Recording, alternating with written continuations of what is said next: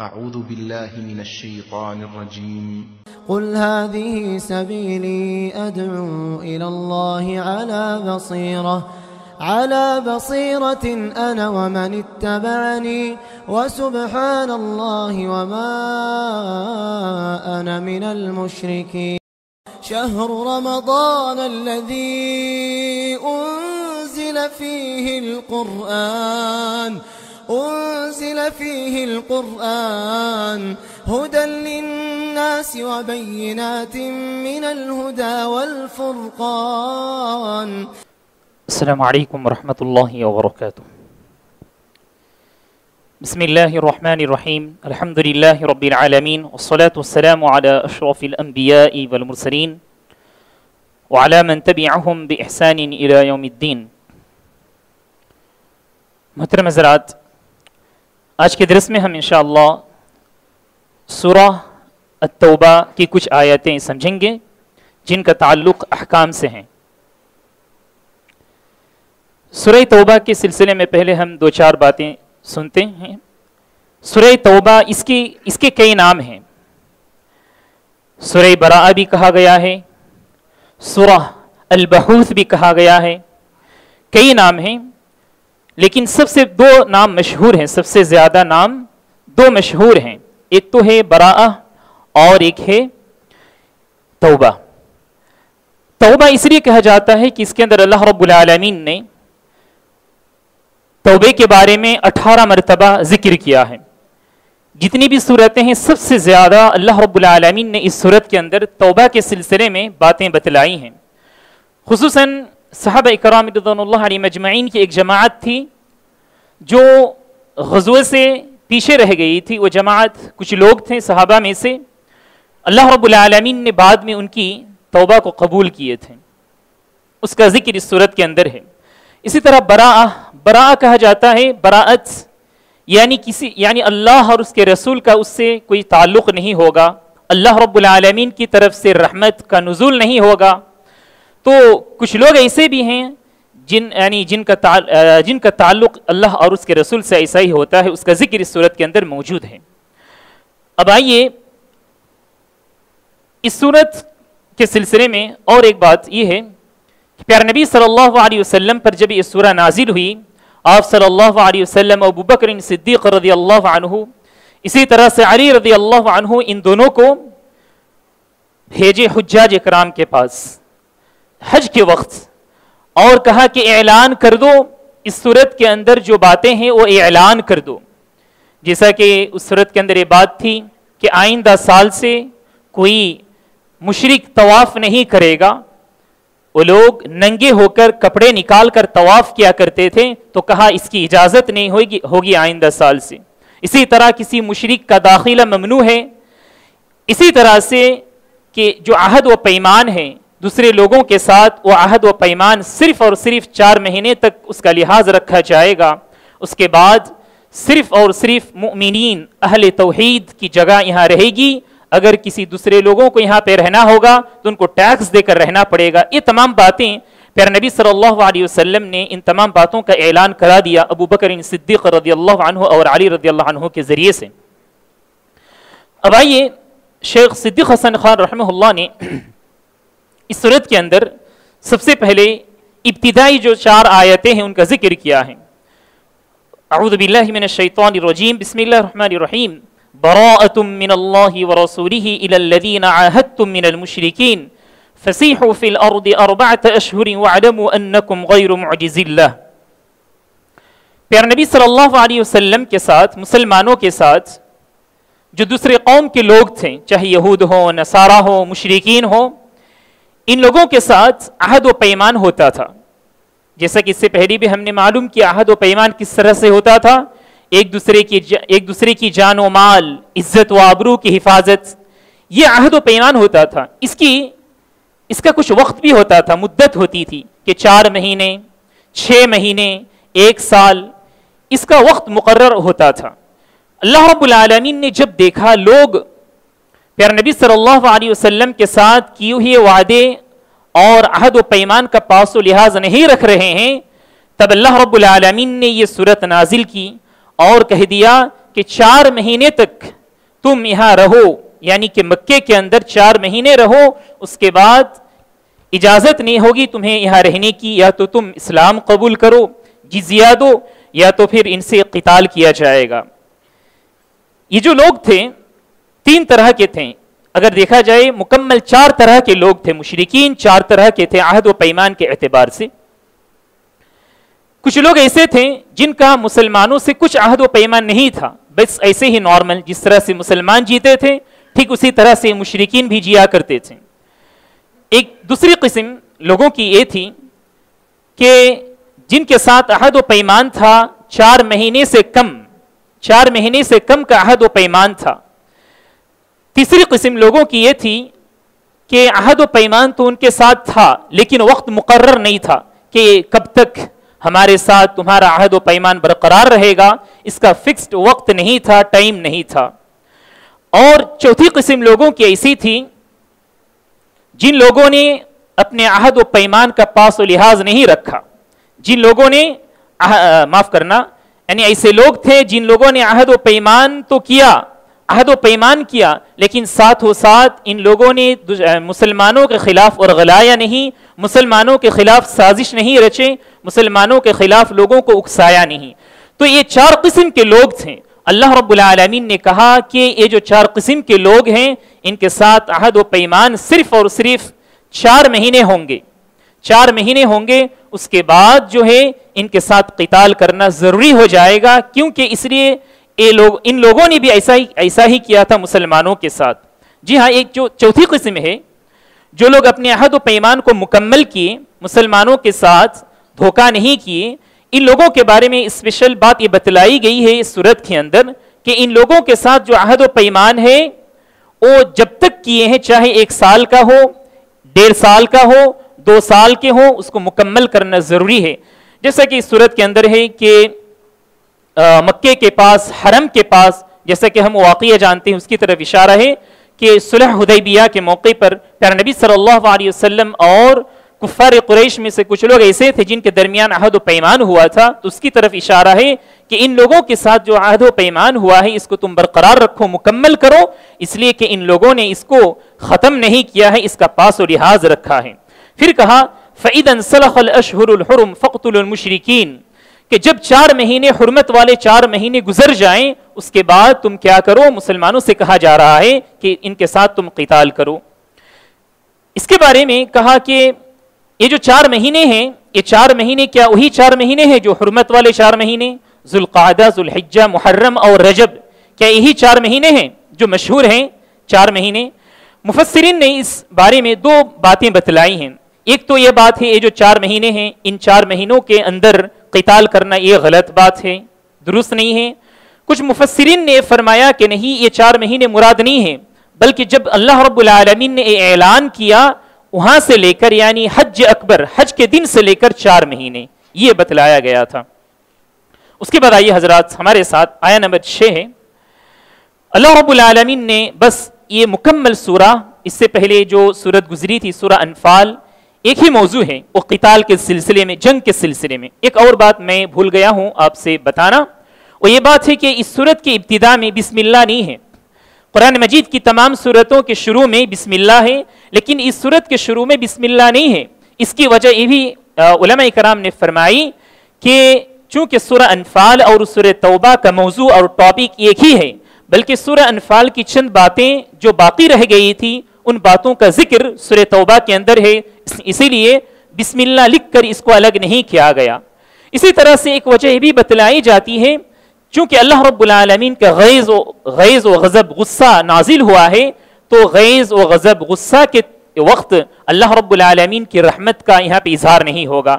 ایک اور بات یہ بھی بتلائی جاتی ہے، چونکہ اللہ کے نبی صلی اللہ علیہ وسلم نے اس کو خطوط کے شکل میں، خط کے شکل میں لکھ کر ابو بکر اور علی رضی اللہ عنہ کے ہاتھوں دے کر بھیجے تھے، تو اس وقت کا رواج یہ تھا کہ جب کوئی وارننگ اور غصے کی بات ہو، خط میں وہ لکھ کر بھیجنا ہو دوسری جگہ، تو اس وقت اللہ کا نام نہیں لکھا جاتا تھا، بسم اللہ بول کر نہیں لکھا جاتا تھا، تو ٹھیک اسی رواج کو برقرار رکھا گیا۔ یہ چند وجوہات ہیں یہاں پہ بسم اللہ کے ذکر نہ ہونے کی۔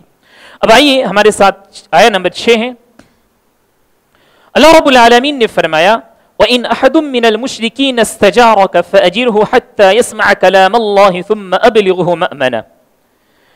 کہا اللہ رب العالمین نے مشرکین میں سے جب کوئی تم سے امن مانگے، استجارک، جب تمہارے ساتھ وہ رہنا چاہے، تمہارا پڑوس بننا چاہتا ہے، تمہارے ساتھ رہنا چاہتا ہے، تو تم کیا کرو، اس کو اسلام کی باتیں بتلاؤ، امن کی باتیں بتلاؤ.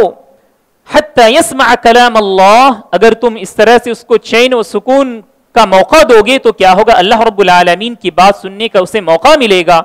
ثم ابلغه مأمنہ، اور اس کے بعد تم کیا کرو، جو امن کی جگہ ہے، جو محفوظ جگہ ہے، وہاں تم اسے پہنچا دو. محفوظ جگہ ہو سکتا ہے وہ آدمی جس جگہ کا رہنے والا ہو، اس جگہ اس کو پہنچا دیا جائے.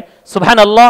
اس سے یہ پتہ چلتا ہے کہ جنگ کے موقع پر بھی چند باتوں کا لحاظ رکھنا ضروری ہے. اسلام نے اس کو قرار دیا ہے کہ جنگ کے موقع پر بھی اگر کوئی یہ چاہتا ہے کہ میں سلنڈر ہوتا ہوں، میں جنگ نہیں کرنا چاہتا ہوں، تم سے لڑنا نہیں چاہتا ہوں، تو اسلام یہ کہتا ہے کہ اس آدمی کے اوپر ہاتھ نہیں لگایا جائے بلکہ اس کو محفوظ جگہ پہنچا دیا جائے. محترم حاضرین، میں آپ کے سامنے ایک دو باتیں بتلاؤں اس سلسلے میں. پیارے نبی صلی اللہ علیہ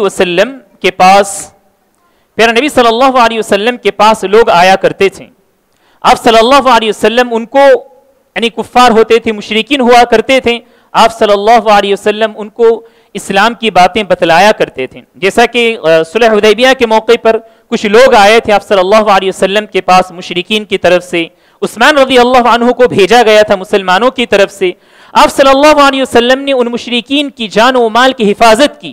آپ صلی اللہ علیہ وسلم کے ساتھ صحابہ اکرام رضوان اللہ علیہم اجمعین کا جو برتاؤ تھا، اخلاق تھا، اس کو ان لوگوں میں سے ایک آدمی عروہ بن مسعود، انہوں نے اپنے لوگوں کے پاس جا کر کہا کہ میں نے دیکھا کہ محمد صلی اللہ علیہ وسلم کے جو ساتھی ہیں وہ اس طرح سے عزت کر رہے ہیں، احترام کر رہے ہیں، میں نے تو بڑے بڑے جو بادشاہ ہیں ان کو اتنا عزت سے یعنی ان کے جو انڈر میں لوگ رہتے ہیں ان کے ساتھ اتنی عزت میں نے نہیں دیکھی. تو سبحان اللہ، اس سے پتہ چلتا ہے کہ آپ صلی اللہ علیہ وسلم لوگوں کو امن و شانتی دیا کرتے تھے. اسی طرح حضرات ہمارے ساتھ اس کے بعد آیا نمبر 7 ہے. کہا اللہ رب العالمین نے کیف یکون للمشرکین عہد عند اللہ وعند رسولہ الا الذین عاہدتم عند المسجد الحرام فما استقاموا لکم فاستقیموا لهم ان اللہ یحب المتقین. کہا کہ مشرکین کے لیے کیسے عہد و پیمان کو برقرار رکھا جائے گا. کیف یکون للمشرکین عہد عند اللہ وعند رسولہ، کیوں؟ اس لیے کہ ان لوگوں نے نہ پیارے نبی صلی اللہ علیہ وسلم کو تکلیف دینے سے باز آئے اور نہ ہی یہ لوگ اسلام کو قبول کیے تاکہ امن و شانتی برقرار رہ جائے. تو کہا کہ ان کا بھی عہد و پیمان جو تھا اس کو بھی ہم جو ہے برقرار نہیں رکھ سکتے، چونکہ ان لوگوں نے اس کو ختم کر دیا، توڑ دیا، تو ان کے جواب میں بھی ان کے ساتھ لڑا جائے گا. اس کے بعد حضرات آیا نمبر 11 ہے ہمارے ساتھ. اللہ رب العالمین نے فرمایا فَإِن تَابُوا وَأَقَامُوا الصَّلَاةَ وَآتَوُا الزَّكَاةَ فَإِخْوَانُكُمْ فِي الدِّينِ. کہا کہ یہ لوگ جو جنگ کے میدان میں آ گئیں یا جنگ کرنا چاہتے ہیں، یا تو یہ جو 4 مہینے تھے، ان 4 مہینوں کے اندر اگر ہم یہ دیکھیں کہ یہ لوگ توبہ کر لیے، اپنے گناہوں سے توبہ کر لیے، اس کے بعد نماز قائم کرنے لگے، زکوٰۃ دینے لگے، تو تم سمجھنا کہ یہ تمہارے ہی بھائی ہیں. تم اپنے بھائی کے ساتھ جس طرح برتاؤ کرتے ہو مسلمان بھائی ہونے کے ناطے، تو ٹھیک تم بھی اسی طرح ان لوگوں کے ساتھ برتاؤ کرو. عبداللہ ابن عباس رضی اللہ عنہ نے اس آیت کو سامنے رکھتے ہوئے فرمایا حرمت هذه الآیت قتال اہل الصلاة ودماءهم. کہا کہ جو لوگ نماز قائم کرتے ہیں، جی ہاں اس آیت نے ان کے ساتھ لڑائی کو حرام قرار دیا. جو لوگ نماز قائم کرتے ہیں، زکوٰۃ ادا کرتے ہیں، جی ہاں ہماری طرح قبلہ رخ ہو کر نمازیں پڑھا کرتے ہیں، تو ایسے لوگوں کی جان، مال، عزت و آبرو محفوظ ہیں. اس آیت سے استنباط کیا ہے. اس کے بعد آئیے ہمارے ساتھ آیا نمبر 17 اور 18 ہے. کہا اللہ رب العالمین نے ما كان للمشركين ان يعمروا مساجد الله شاهدين على انفسهم بالكفر اولئك حبطت اعمالهم. مشرکین کے سلسلے میں یہ کہا جا رہا ہے کہ اس وقت وہ لوگ فخر کیا کرتے تھے، کعبہ کی ذمہ داری کو برداشت کرنے کے لیے اس کی جو ذمہ داریاں ہیں، وہ لوگ اس دیکھ بھال کی جو ذمہ داری ہوتی تھی اس پر وہ فخر کیا کرتے تھے کہ ہم ہی اونچے لوگ ہیں، دوسرے لوگوں کے مقابلے میں ہم بڑے لوگ ہیں، ہم ان تمام چیزوں کو سنبھالتے ہیں۔ اللہ رب العالمین نے فرمایا کہ یہ بات مناسب نہیں ہے کہ مشرکین اللہ کی مسجدوں کو آباد کرے، شرک کفر رکھتے ہوئے مسجد کی آبادی نہیں ہو سکتی۔ مسجد کی آبادی کون کریں گے کہا اس کے بعد والی آیت میں، انما یعمر مساجد اللہ من آمن باللہ والیوم الآخر واقام الصلاة وآت الزکاة ولم یخش الا اللہ۔ مسجد کو آباد تو وہ لوگ کرتے ہیں جو ایمان لاتے ہیں اللہ اور اس کے رسول پر، آخرت پر، اسی طرح زکوٰۃ ادا کرتے ہیں، نماز قائم کیا کرتے ہیں اور اللہ کے علاوہ کسی اور سے نہیں ڈرتے۔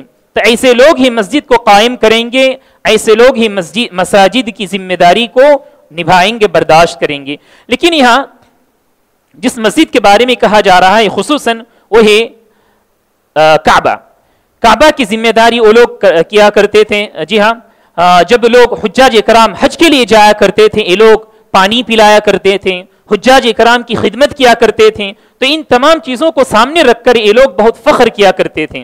تو اللہ رب العالمین نے ان کے فخر انداز کو توڑ دیا اور کہا کہ تم اس وقت ہی اس کو نبھا سکتے ہو، یہ ذمہ داری لے سکتے ہو جب تم اسلام کے اندر داخل ہو جاؤ گے، ورنہ نہیں۔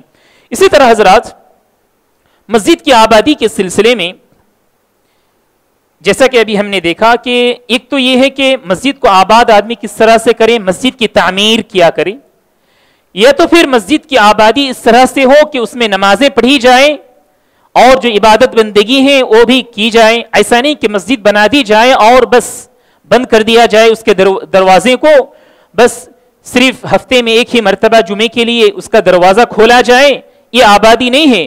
آبادی، مسجد کی آبادی تو یہی ہے کہ مسجد میں 5 اوقات کی نمازیں ہو، جمعہ کی نماز قائم کی جائے، اسی طرح اور بھی جو دوسری عبادت بندگیاں ہیں ان کو برقرار رکھا جائے، یہ بھی آبادی ہے۔ اسی طرح حضرات، مسجد کی ذمہ داری کے سلسلے میں دیکھیے، اس میں اللہ رب العالمین نے یہ فرمایا کہ مسجد کی ذمہ داری وہ لوگ نبھائیں گے جو لوگ ایمان رکھتے ہیں۔ تو سب سے پہلے مومن جو ہوگا وہ مسجد کی ذمہ داری کو نبھائے گا۔ اسی طرح نماز قائم جو کرتے ہیں، زکوٰۃ ادا کرتے ہیں، اللہ رب العالمین کے علاوہ کسی اور سے نہیں ڈرتے، یہی لوگ مسجد کی ذمہ داری کو نبھائیں گے۔ مجھے ایک بات یاد آ رہی ہے ایک لطیفے کے طور پر، کہ کسی ساتھی نے ہم سے کہا کہ فلاں مسجد کے ایک ذمہ دار ہیں، وہ مسجد میں جب نماز کا وقت ہوتا ہے تو بس دروازے کے پاس آ کر دیکھتے ہیں کیا امام صاحب کی حاضری ہوئی ہے یا نہیں، بس یہ دیکھ کر وہ چلے جاتے ہیں، بس یہ دیکھ کر وہ چلے جاتے ہیں، نماز قائم نہیں کرتے۔ تو ایسے لوگوں کو کوئی حق نہیں ہے کہ مسجد کے ذمہ دار بنے۔ اللہ رب العالمین یہاں کہہ رہا ہے کہ مسجد کی آبادی وہ لوگ کریں گے، مسجد کو آباد وہ لوگ کریں گے جو ایمان لائیں آخرت پر، اللہ اور اس کے رسول پر، اسی طرح نماز قائم کی، زکوٰۃ ادا کریں۔ تو متقی پرہیزگار آدمی ہی حق ہیں، زیادہ حقدار ہیں کہ مسجد کی ذمہ داری کو نبھائیں۔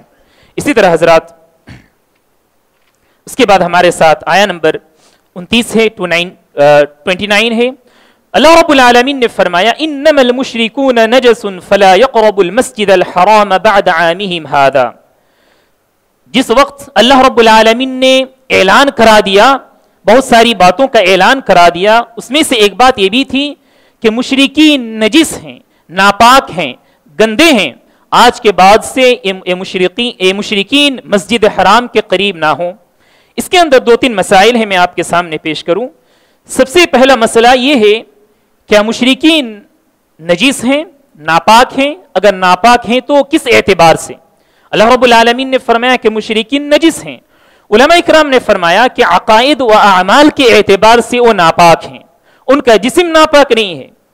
بہت سارے علماء اکرام نے جبکہ کہا ہے کہ جسم کے اعتبار سے بھی وہ لوگ ناپاک ہیں، جس طرح سے ایک مسلمان پاک صاف رہا کرتا ہے، وضو کرتا ہے، غسل کیا کرتا ہے، تو ٹھیک اس طرح سے ایک مشرک وہ نہیں کیا کرتا۔ لیکن صحیح بات علماء اکرام نے ہی بتلائی ہے کہ یہاں جو اللہ رب العالمین نے نجاست کی بات بتلائی ہے وہی ایمان و عقائد کی نجاست ہے، ورنہ کسی مشرک سے اگر ہمارا جسم لگ جائے، کپڑے سے کپڑا ٹچ ہو جائے، جسم سے جسم لگ جائے، تو ہمیں دھونے کی ضرورت نہیں ہے، ناپاک نہیں ہوتا ہمارا جسم، جیسا کہ دوسرے مذاہب میں یہ تعلیم دی جاتی ہے کہ فلاں آدمی کے ساتھ ہمارا جو ہے جسم نہیں لگنا چاہیے، کپڑا نہیں لگنا چاہیے، ایسی بات نہیں ہے، سب جسم جو ہے الحمدللہ یعنی پاک ہے، بس یہاں جو کہا جا رہا ہے وہ ہے ایمان و عقائد کی ناپاکی ہے۔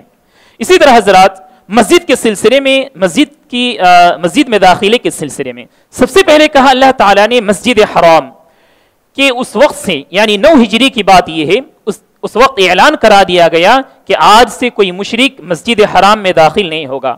حدود حرم جو ہے، مکمل حدود حرام کے اندر کوئی مشرک داخل نہیں ہو سکتا۔ چند علماء اکرام نے جبکہ یہ بھی کہا ہے کہ مسجد حرام مراد ہے، لیکن اکثر علماء اکرام نے کہا ہے حدود حرم جو ہے اس کے اندر کوئی مشرک داخل نہیں ہو سکتا۔ اسی طرح کیا عام مساجد میں بھی مشرکین جو کفار ہیں وہ داخل نہیں ہو سکتے یا ہو سکتے ہیں؟ علماء اکرام نے کہا جی نہیں، عام مساجد کے لیے یہ بات نہیں ہے، یہ صرف اور صرف مسجد حرام کے لیے ہے، لیکن عام جو مساجد ہیں ان مساجد میں کوئی مشرک، کوئی کافر داخل ہو سکتا ہے۔ اس کی کیا دلیل ہے؟ پیارے نبی صلی اللہ علیہ وسلم مسجد نبوی میں آپ صلی اللہ علیہ وسلم کے پاس بہت سارے کفار اور مشرکین آیا کرتے تھے۔ آپ کو معلوم ہوگا وہ بہت ہی مشہور واقعہ ثمامہ بن اسال رضی اللہ عنہ، وہ تب مسلمان نہیں ہوئے تھے، ان کو قیدی بنا کر لایا گیا تھا۔ پیارے نبی صلی اللہ علیہ وسلم کے حکم سے ان کو مسجد کے ایک ستون میں باندھ کر رکھا گیا تھا۔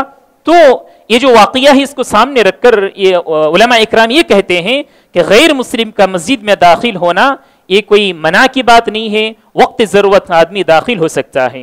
اس کے بعد آئیے ہمارے ساتھ جو آیت ہے، اللہ رب العالمین نے فرمایا، آیت نمبر 29 کا ہی ایک حصہ ہے، قاتلوا الذین لا یؤمنون باللہ ولا بالیوم الآخر ولا يحرمون ما حرم الله ورسوله ولا يدينون دين الحق من الذين اوتوا الكتاب حتى يعطوا الجزية عن يد وهم صاغرون۔ مسلمانوں سے کہا گیا اس وقت، یہ جو 4 مہینے کی بات تھی، جب یہ گزر جائیں اس کے بعد کیا کرو؟ تم ایسے لوگوں سے قتال کرو، ان سے جنگ کرو جو لوگ آخرت پر ایمان نہیں رکھتے اور اللہ رب العالمین کے حرام کردہ چیزوں کو حرام نہیں مانتے اور دین حق کے مطابق وہ عمل نہیں کیا کرتے ہیں۔ کہا کہ ان لوگوں سے قتال کرو، یا تو پھر ایسا کرو کہ ان سے جزیہ لے کر ان کو جو ہے مکے میں رہنے کی اجازت دو۔ وہم صاغرون، اور یہ ذلیل و خوار لوگ رہیں گے۔ محترم حاضرین، علماء اکرام نے فرمایا تفسیر کی کتاب میں یہ یہودی اور نصارہ کے بارے میں کہا گیا تھا، لیکن یہ عام بات ہے تمام مشرکین کے سلسلے میں۔ اس وقت اللہ رب العالمین نے یہ حکم جاری کیا تھا۔ یہاں ایک سوال ہے، جو یہود و نصارہ ہیں یہ لوگ بھی آخرت اللہ پر ایمان رکھا کرتے ہیں، کیوں اللہ رب العالمین نے ان کے ایمان کی نفی کر دی کہ جو لوگ ایمان نہیں رکھتے ہیں؟ علماء اکرام نے فرمایا کہ ان کے ایمان کا کوئی اعتبار نہیں ہے، اسی ایمان کا اعتبار ہوگا جو ایمان پیارے نبی صلی اللہ علیہ وسلم نے لائے اور آپ صلی اللہ علیہ وسلم نے اس کی دعوت دی۔ گرچہ یہ لوگ اللہ کو مانتے ہیں، اسی طرح یہ لوگ آخرت، جنت و جہنم کا بھی عقیدہ رکھا کرتے ہیں، لیکن یہ لوگ پیارے نبی صلی اللہ علیہ وسلم نے جو تعلیم دی تھی کہ آپ صلی اللہ علیہ وسلم کے بعد جتنی بھی، آپ صلی اللہ علیہ وسلم سے پہلے جتنی بھی شریعتیں تھیں وہ تمام شریعتیں منسوخ ہیں، آپ صلی اللہ علیہ وسلم کی شریعت کے مطابق زندگی گزر بسر کرنا پڑے گا۔ ان تمام چیزوں کو ان لوگوں نے نہیں مانا، تو کہا یہ لوگ بھی اس کی زد میں آ گئے ہیں۔ اس کے بعد آئیے حضرات ہمارے ساتھ آیا نمبر 34 ہے۔ اللہ رب العالمین نے فرمایا والذین یکنزون الذهب والفضة ولا ينفقونها في سبيل الله فبشرهم بعذاب أليم، کہ جو لوگ سونے اور چاندی کو کنز بنا کر رکھا کرتے ہیں، جمع کر کے رکھتے ہیں اور اسے زکوٰۃ نہیں نکالتے ہیں، اللہ رب العالمین کے راستے میں خرچ نہیں کیا کرتے ہیں، فبشرهم بعذاب أليم، آپ صلی اللہ علیہ وسلم سے کہا گیا، اللہ رب العالمین نے کہا کہ ان کو دردناک عذاب کی خوشخبری سنا دیجئے۔ خوشخبری یہ اچھی چیز کے لیے ہوتی ہے، لیکن یہاں عذاب کی خوشخبری کی بات کہی جا رہی ہے۔ علماء اکرام نے فرمایا کہ تکلیف جو ہے زبان سے بھی تکلیف دی جا سکتی ہے، تو اس میں گویا کہ اسلوب میں زبان کے ذریعے سے تکلیف دی جا رہی ہے کہ تمہارے لیے جو ہے عذاب کی خوشخبری ہے۔ محترم حاضرین، سونا اور چاندی کا ذکر اللہ رب العالمین نے یہاں فرمایا ہے، اور دیگر اور بھی بہت سارے مال ہیں جن کی زکوٰۃ ہمیں نکالنا ضروری ہے، لیکن صرف یہاں اللہ رب العالمین نے سونے اور چاندی کا ذکر کیوں کیا؟ مفسرین نے فرمایا کہ جتنے بھی مال ہوتے ہیں ان تمام مالوں میں سے سب سے قیمتی مال آدمی کے پاس سونا اور چاندی ہوتا ہے، اسی لیے اللہ رب العالمین نے اس کا ذکر کیا ہے، ورنہ جب آدمی کا مال زکوٰۃ کے نصاب تک پہنچ جائے تو اس کو زکوٰۃ نکالنا بہت ضروری ہے۔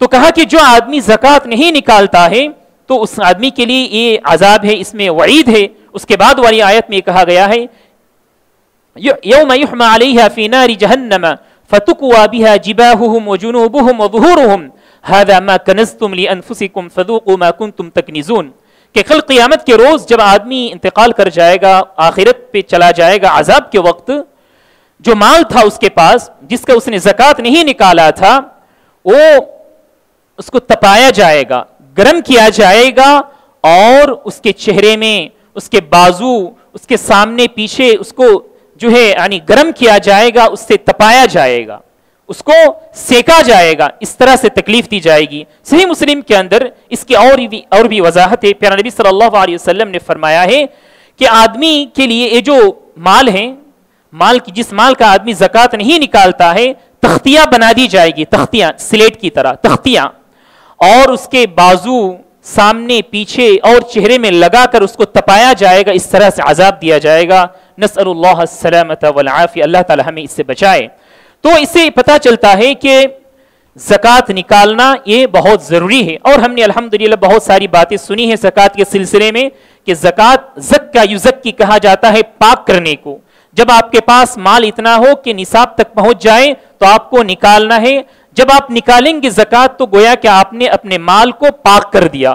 اگر آپ نے پاک نہیں کیا تو سبحان اللہ یہ تمام عذاب ہیں، ہمیں ڈرنا چاہیے، اللہ تعالی ہمیں اس سے بچائے۔ اس کے بعد ہمارے ساتھ آیا نمبر 36 ہے، اللہ رب العالمین نے فرمایا ان عدت الشہور عند اللہ 12 شہرا فی کتاب اللہ یوم خلق السماوات والارض منها 4 حرم۔ 4 حرمت والے مہینے کے بارے میں 12 ہم سن چکے ہیں، بس میں اشارہ کر کے آگے بڑھتا ہوں۔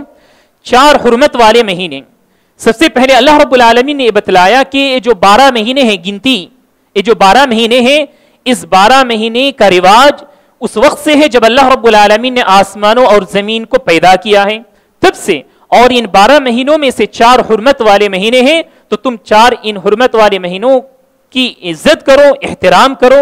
حرمت والے مہینے ذوالقعدہ، ذی الحجہ اور محرم اور رجب ہیں۔ اللہ تعالیٰ نے فرمایا کہ فَلَا تَظْلِمُوا فِيهِنَّ أَنفُسَكُمْ، ان 4 مہینوں کے اندر تم اپنے آپ پر ظلم نہ کیا کرو۔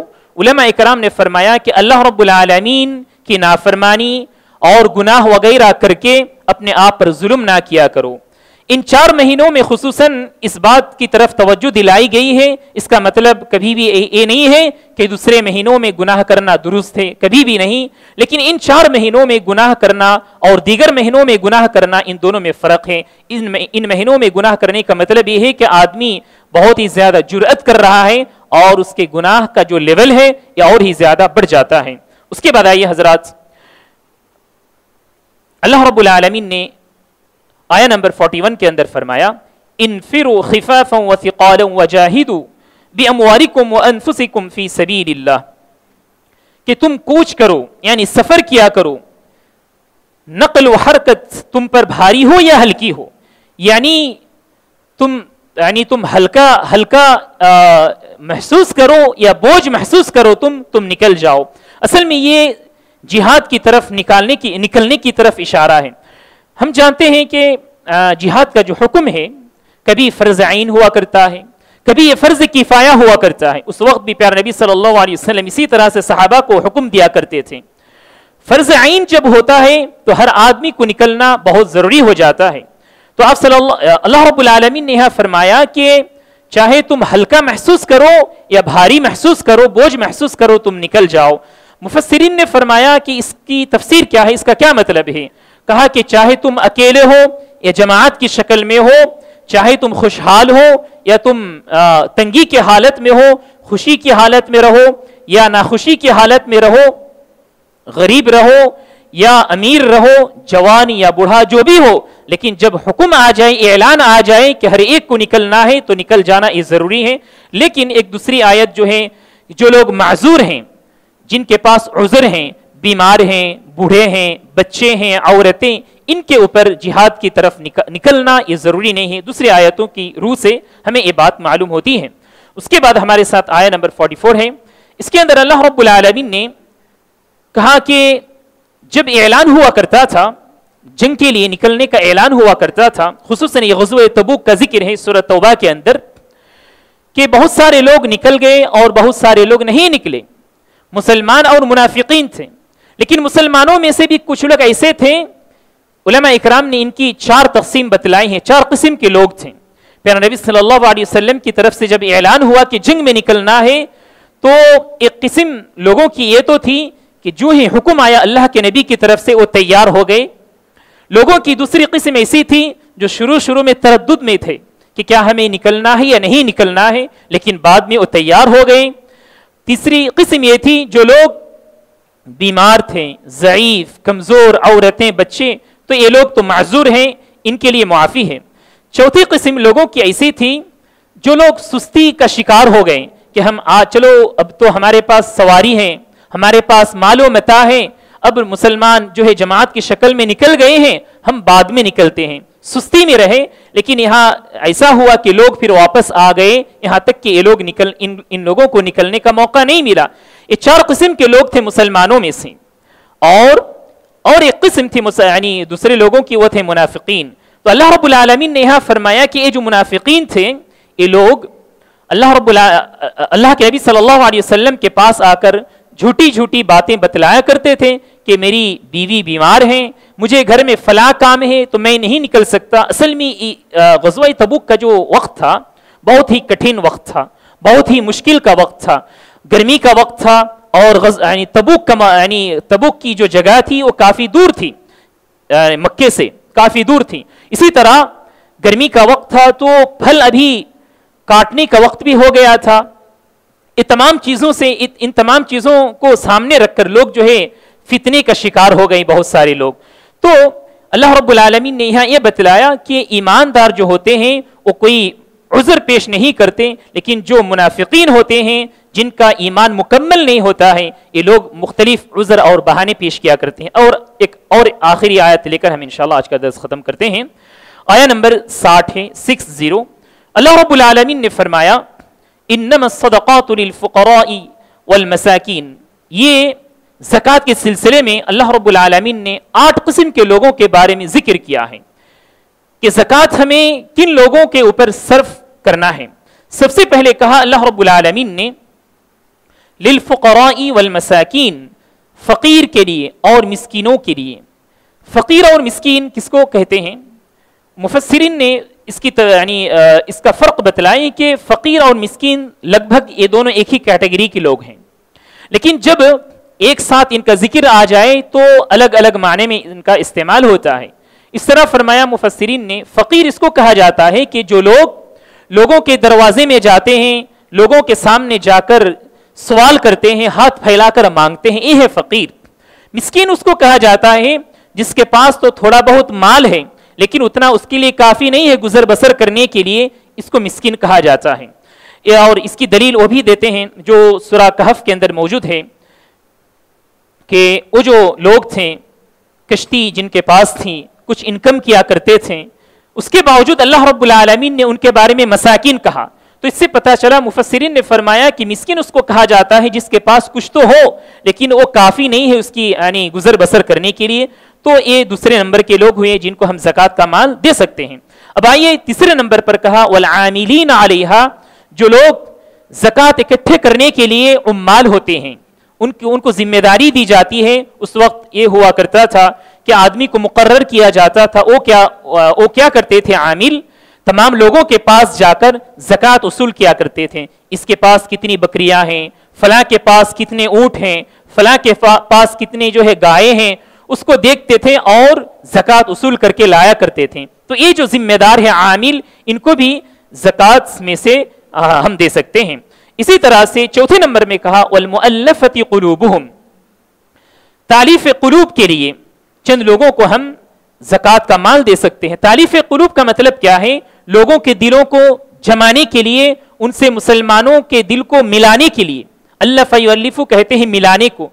ये किस तरह से? मुफस्सिरीन ने फरमाया है कि अभी चंद लोग ऐसे होते हैं जिनकी मैलान इस्लाम की तरफ है, वो मुसलमान होना चाहते हैं, तो ऐसे लोगों को हम माली ताउन कर सकते हैं, माली इमदाद उनको हम दे सकते हैं। इसी तरह से वो मुसलमान जो अभी अभी मुसलमान हुए, नौ मुस्लिम, इनको भी हम ज़कात में से कुछ दे सकते हैं। इसी तरह से ऐसे लोगों को भी हम, यानी इस कैटेगरी में वो लोग भी आते हैं जो लोग मुशरिकीन तो हैं, कुफ्फार हैं, लेकिन उन लोगों की वजह से चंद ऐसे मुसलमानों की जान व माल, इज्जत व आबरू की हिफाजत होती है जो बहुत ही कम है। यानी मुसलमानों की इज्जत, मुसलमानों की जान व माल की इज्जत करने वाले, हिफाजत करने वाले उन कुफ्फार। इसी तरह से ये 4 नंबर हुई। 5वें नंबर में अल्लाह रब्बुल आलमीन ने कहा इस आयत के अंदर, वफिर रिक़ाब, गर्दनें आजाद कराने में, यानी जो लोग गुलाम रहा करते थे उस जमाने में, तो उनको आजाद करने के लिए पैसों की जरूरत होती थी। तो कहा कि ऐसे लोग जो इस कोशिश में रहा करते हैं कि उसको आजाद किया, यानी किसी गुलाम को आजाद किया जाए, तो हम उसको पैसे दे सकते हैं गुलाम आजाद करने के लिए। इस चीज को सामने रखकर आज के जमाने के एतबार से उलमा इकराम ने भी फरमाया है कि इस कैटेगरी में वो लोग आते हैं जो मुसलमानों में से बहुत सारे नौजवान, बहुत सारे लोग जो जेलों में कैद व बंद के शिकार हैं, जो जेलों में मौजूद हैं, उनकी रिहाई के लिए हम ये पैसे, ज़कात के पैसे हम सर्फ कर सकते हैं। इस चीज से इस्तेमाल किया करते हैं। इसी तरह से 6ठी किस्म है वल-गारिमीन, वो लोग जो मकरूज हैं, इतना कर्ज हो गया है उन पर कि वो लोग अदा नहीं कर सकते, तो ऐसे लोगों को भी हम ज़कात का माल दे सकते हैं।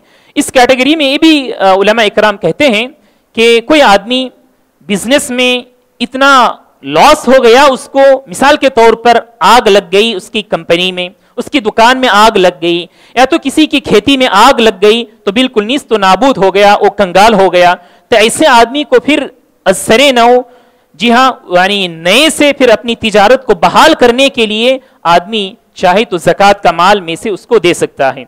इसी तरह से 7वें नंबर में अल्लाह रब्बुल आलमीन ने फरमाया वफ़ी सबीलिल्लाह, अल्लाह रब्बुल आलमीन के रास्ते में। खुसूसन यहाँ मुफस्सिरीन ने फरमाया है वो लोग जो जिहाद के लिए निकलते हैं अल्लाह रब्बुल आलमीन के कलीमे को बुलंद करने के लिए। लेकिन उलमा इकराम ने भी फरमाया है कि इस कैटेगरी में हर वो काम जिसके जरिए से दीन का सर बुलंद हो, दीन का सर बुलंद हो, उस काम के लिए हम जो है अल्लाह के उस काम के लिए हम ज़कात दे सकते हैं। और इस कैटेगरी में उलमा इकराम ने भी फरमाया है कि मराकिज़, इस्लामी जो सेंटर्स हैं, इसी तरह से जो मदारिस हैं, जिनके जरिए से, जिनको हम इस्लाम के किले समझ सकते हैं, जिनके जरिए से इस्लाम और इस्लामी तालीमात बरकरार हैं, तो ऐसी जगह भी ज़कात के पैसे सर्फ कर सकते हैं। इसी तरह से 8वें नंबर में अल्लाह रब्बुल आलमीन ने फरमाया वब्नि सबील, जो मुसाफिरीन हैं, इससे पहले भी हमने मालूम किया, मुसाफिर जिसके पास अब कुछ भी नहीं है, उसके पास यानी जो कुछ था वो खत्म हो गया है, गर्चे वो आदमी अपने देश में, अपनी जगह वो मालदार हैं, लेकिन सफर की हालत में कुछ ऐसा हुआ कि उसके पास कुछ भी नहीं है, तो ऐसे मुसाफिर को भी हम ज़कात का माल दे सकते हैं। ये कुछ बातें थीं। अल्लाह रब्बुल आलमीन से दुआ है कि अल्लाह ताला हम तमाम को इस्लामी तालीमात की रोशनी में ज़िंदगी गुजर बसर करने की तौफ़ीक़ इनायत करे। आमीन व जज़ाकुमुल्लाहु खैरन। सुब्हानकल्लाहुम्मा बिहम्दिक, अशहदु अल्ला इलाहा इल्ला अंता, अस्तग़फिरुका व अतूबु इलैक। अस्सलामु अलैकुम व रहमतुल्लाहि व बरकातुहू।